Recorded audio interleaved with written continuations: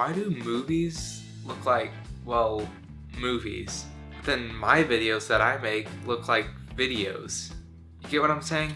Like, why does the Lord of the Rings look absolutely like cinematic and just amazing, but then whenever I try to do it, it really just looks kind of dumb, to be totally honest. And so I'm gonna answer that question for you. I've been asking myself this question for the past like couple months, like, why do my videos look like videos and not movies? And I think I found a few things that could help you answer that. And also, a little side tangent, why does Lord of the Rings from 2001 look better than The Hobbit? Let's get right into it. So the first thing I wrote down was lighting, and before you click off of the video, I'm not just gonna tell you to do 3-point lighting, get your key light, your fill light, and your rim light.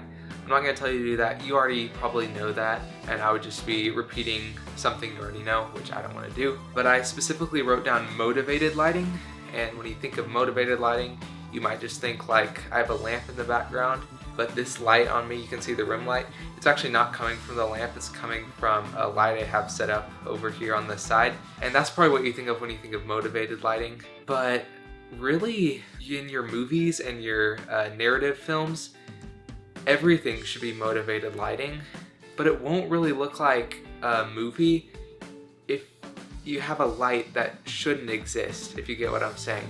Like, so always have it where it's motivated lighting, and if it's not motivated, like you just don't have a window, say, for your key light or something, make one. Like, you can always like put like a shadow or just something, or like a sort of a window thing in the background, just so you have like a reason for there to be a light on their face. So that's just one thing you can do. So if you really don't have any way to motivate the light, then basically just make it motivated, and it'll look way more realistic than if you just had the light there for no reason.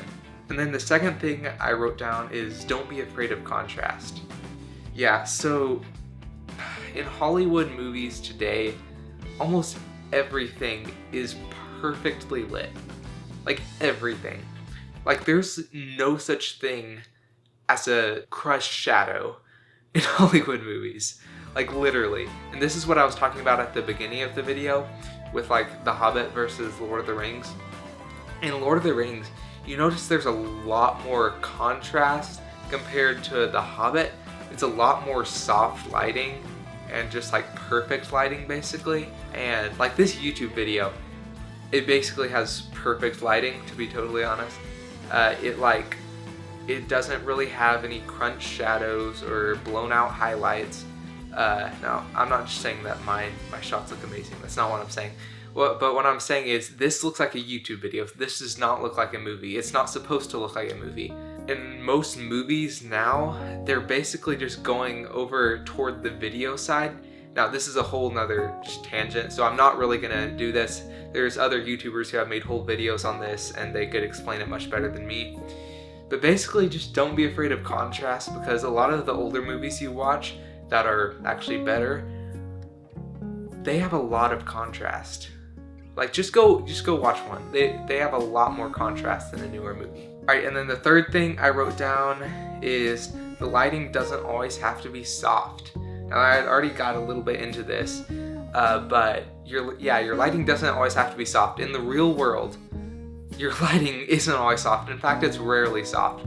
Unless you're like beside a window light's usually pretty soft. So unless that's your lighting, it's usually gonna be pretty hard lighting. Now, I'm not saying go film at midday, because that just doesn't look good.